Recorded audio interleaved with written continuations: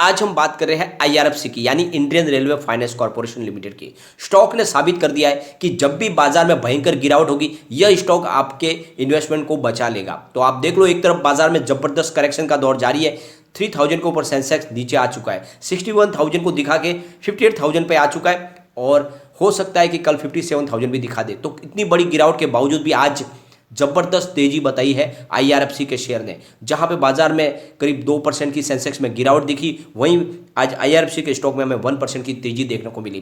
तो ये जो बात हम कहते थे वो सच साबित हो गई कि ऐसे समय में जब बाजार में भयंकर गिरावट होगी यह स्टॉक आपके निवेश को डूबने नहीं देगा। तो बिल्कुल ये बात अब आगे जाके साबित हो रही है। तो ये स्टॉक बहुत अच्छा है, यहाँ पे आपको निवेश करना ही चाहिए, क्योंकि जब भी बाजार में करेक्शन आएगा आपका निवेश यहाँ पे सुरक्षित रहेगा और जब वापस बाजार में रिकवरी शुरू होगी तो ये स्टॉक अब तेजी से दौड़ेगा, क्योंकि काफी समय से स्टॉक अंडर परफॉर्म है। तो बहुत सारी पॉजिटिव बातें हैं, उसको जानेंगे। साथ में बहुत सारे लोगों के जो मन में क्वेश्चन चल रहे हैं कि उनको अभी तक डिविडेंड क्यों नहीं मिला है, और बहुत सारे लोग जो जानना चाहते हैं क्या बोनस भी मिलने वाला है। तो सारी बातों को इस वीडियो के माध्यम से जानेंगे। लेकिन फ्रेंड, उससे पहले अगर आप पहली बार हमारे चैनल पर आए तो चैनल को सब्सक्राइब कर दीजिए, एक बेल आइकॉन दबा दीजिए ताकि जब भी नया वीडियो बने पहला नोटिफिकेशन आपको मिले। वीडियो पसंद आए तो लाइक शेयर जरूर कीजिए। चलो फ्रेंड, वीडियो स्टार्ट करते हैं। मैं हूं आपका दोस्त एस.बी. दवे और हमारे अपने चैनल ऑनलाइन कमाई में आपका बहुत बहुत स्वागत है। सबसे पहले आज के कारोबार को डिस्कस कर लेते हैं।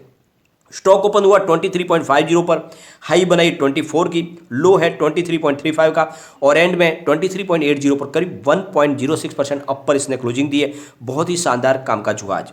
अगर हम इसके वॉल्यूम को देखें तो बीएससी में 47,75,000 का वॉल्यूम हुआ, सामने 36,32,000 की डिलीवरी उठाएगी और डिलीवरी का परसेंटेज 76.07% है। तो जबरदस्त क्वांटिटी के साथ में कामकाज हुआ है, बहुत ही शानदार। और आप देख लो, करीब 76% डिलीवरी बेस काम होना, इसका मतलब ये साबित करता है कि काफ़ी अच्छी खरीदारी हुई, लोगों ने काफ़ी माल उठाया इस लेवल पे। और दूसरी तरफ अगर हम देखें तो एनएससी में 1,51,44,000 का वॉल्यूम हुआ, सामने 91,51,000 की डिलीवरी उठाएगी और डिलीवरी का परसेंटेज 60.42%। तो दोनों एक्सचेंज में बहुत ही शानदार आज कामकाज हुआ है। अगर हम इसके वॉल्यूम को एनालिस करें तो पिछले एक महीने पहले इसका 2 करोड़ रुपीज़ का वॉल्यूम था, 1 वीक पहले 1 करोड़ रुपीज़ का वॉल्यूम हुआ और गुरुवार उसका 2 करोड़ का वॉल्यूम होता, आज भी 2 करोड़ का ही वॉल्यूम हुआ है। तो एक जैसे वॉल्यूम के साथ में ही कामकाज हो रहा है, अच्छे वॉल्यूम के साथ में काम हो रहा है और यहाँ पे बड़े फंड हाउस की लगातार खरीदारी बढ़ रही है अभी।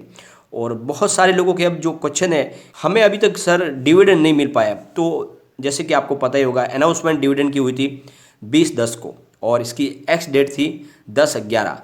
तो अभी डेट निकल के जैसे कि 10 से 12 दिन ही हुए। फ्रेंड्स, आप एक बात का ध्यान रखें, जब भी डिविडेंड आता है तो कम से कम 1 से 1.5 महीना लग जाता है। और ये मामले में जब आईआरएफसी की रेलवे कंपनीज या फिर कोई भी सरकारी कंपनी है तो वहाँ पे डिविडेंड में हमें और समय लग जाता है। तो डिविडेंड आपको बिल्कुल मिलेगा, कोई चिंता की बात नहीं है। आईपीओ आने के बाद कंपनी ने 2 बार डिविडेंड दिया, इससे पहले भी उन्होंने दूसरे महीने में डिविडेंड दिया था और ये अब की बार वापस इन्होंने डिविडेंड दिया है और अच्छा खासा ये डिविडेंड लगातार दे रहे हैं। पिछली बार इन्होंने करीब 1 रुपीज़ का डिविडेंड दिया, इस बार भी 77 पैसे का डिविडेंड दिया है। तो कंपनी लगातार अपना डिविडेंड दे रही है, यानी चुकी है। अब यहाँ से तेजी की संभावना बनेगी, स्टॉक बहुत अच्छा है। यहाँ पे अगर हम देखें तो फ्रेंड्स, इस स्टॉक ने साबित कर दिया है कि जब भी बाजार में बड़ी गिरावट होगी यह आपके निवेश को रोक लेगा, थाम लेगा, गिरने नहीं देगा। आज इसने इस बात को साबित किया, जहां पे करीब 1100-1200 पॉइंट की गिरावट हो गई सेंसेक्स में और इसने 1% की तेजी दिखा दी। यहाँ पे सबसे अच्छी जो बात है, यहाँ के प्रमोटर होल्डिंग बहुत मजबूत है इसकी, 86.36% की होल्डिंग सरकार की है और कोई भी शेयर इनके गिरवी नहीं है। एफआई का यहाँ पे निवेश फिर से बढ़ चुका है, जहाँ पे 1.44% की होल्डिंग मार्च महीने में थी। जून में उन्होंने अपनी होल्डिंग को कम किया, 0.86% किया, लेकिन सितंबर में फिर से एफआई इस स्टॉक के ऊपर भरोसा करने लगे, 1.06% की होल्डिंग ले लिया उन्होंने। तो आप देख लो, एफआई का भरोसा लौट आया स्टॉक के ऊपर। इसका मतलब ये हुआ कि उनको विश्वास है कि अब ये स्टॉक दौड़ेगा और जब दौड़ेगा तो अच्छा निवेश देके जाएगा, क्योंकि एफआई ऐसे स्टॉक में ही दाव लगा दे जहाँ पे बहुत जल्द उनको अच्छा रिटर्न मिलने की संभावना हो। तो फ्रेंड्स, अगर डीआई की बात करें तो 4.24% की होल्डिंग मार्च में थी, जून में कुछ कम हुई यानी 3.75% हुई और सितंबर में कुछ और घटी 3.19% हुई। तो डीआई ने अपनी होल्डिंग लगातार कम की है, लेकिन ये होल्डिंग सिर्फ डीआई की इस स्टॉक में नहीं घटी है, बल्कि काफ़ी सारी बड़ी बड़ी कंपनियों में भी उन्होंने अपना निवेश लगातार कम किया। म्यूचुअल फंड की बात करें तो उधर भी वही पोजीशन है, उन्होंने भी अपनी होल्डिंग काफ़ी कम की है। तो 3.02% की होल्डिंग मार्च में थी, जून में 2.62% हुई और फिलहाल 2.08% है। तो ये लाजमी है, उन्होंने अपनी होल्डिंग लगातार हर कंपनी में से कम की है, तो यहाँ पे भी थोड़ी कम हुई है। अदर्स की बात करें तो 7.96% की होल्डिंग मार्च में थी, जून में 9.03% हुई और फिलहाल 9.39% की होल्डिंग है। तो बहुत ही अच्छा शेयर होल्डिंग पैटर्न है। और यहाँ पे अगर देखें तो एंट्री पॉइंट अच्छा बन रहा है क्योंकि स्टॉक फिलहाल ओवरबॉट जोन में नहीं है, कोई भी इसकी रेड फ्लैग इसके ऊपर लगा हुआ नहीं है, एएसएम जीएसएम की किसी लिस्ट में ये शामिल नहीं है। और सबसे अच्छी बात है कि यहाँ पे रेटिंग एजेंसियाँ और एनालिस्ट 100% बाई की कॉल दे रही है, बिल्कुल कि इसमें आप निवेश करें, ये स्टॉक बहुत अच्छा है। इन्होंने जो फाइनेंशियल ट्रेंड के हिसाब से जो रिजल्ट हमेशा पेश किए बहुत ही बेहतरीन है। अगर हम बात करें 2018 की तो 9.27 थाउजेंड करोड़ रुपीज़ का इनको रेवेन्यू मिला था और इनका प्रॉफिट हुआ था 2.05 थाउजेंड करोड़ रुपीज़ का। 2019 की बात करें तो रेवेन्यू बढ़कर 11.13 थाउजेंड करोड़ रुपीज़ हो गया और प्रॉफिट बढ़कर 2.25 थाउजेंड करोड़ रुपीज़ तक पहुंच गया। 2020 की बात करें तो रेवेन्यू बढ़कर 13.42 थाउजेंड करोड़ रुपीज़ तक पहुंच गया और इनका प्रॉफिट 3.19 थाउजेंड करोड़ रुपीज़ तक पहुंच गया। 2021 की बात करें तो रेवेन्यू 15.77 करोड़ रुपीज़ तक पहुंच गया और प्रॉफिट हुआ 4.42 थाउजेंड करोड़ रुपीज़ का। तो आप देख लो 2018 से 21 के बीच में ऑलमोस्ट रेवेन्यू और प्रॉफिट दुगुना हो चुका है। इसका मतलब कंपनी बहुत तेज़ी से अपने बिजनेस को बढ़ा रही है, ग्रो कर रही है।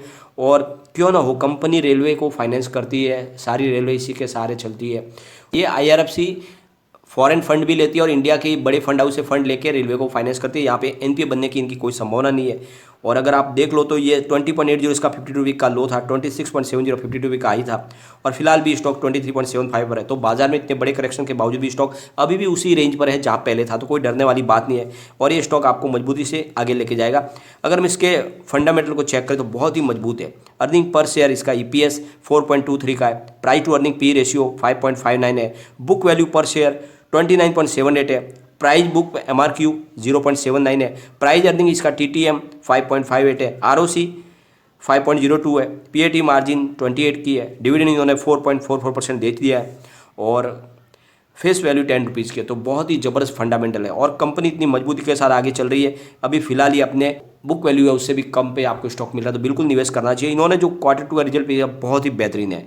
इन्होंने टोटल अपनी इनकम 4690.04 करोड़ रुपीज़ की बताई, जहाँ पे 2.37% ज़्यादा है पहले क्वार्टर से, यानी फर्स्ट क्वार्टर से। फर्स्ट क्वार्टर में इनकी टोटल इनकम 4581.60 करोड़ रुपीज़ रही थी और 26.27% ज़्यादा है पिछले साल सेम क्वार्टर से।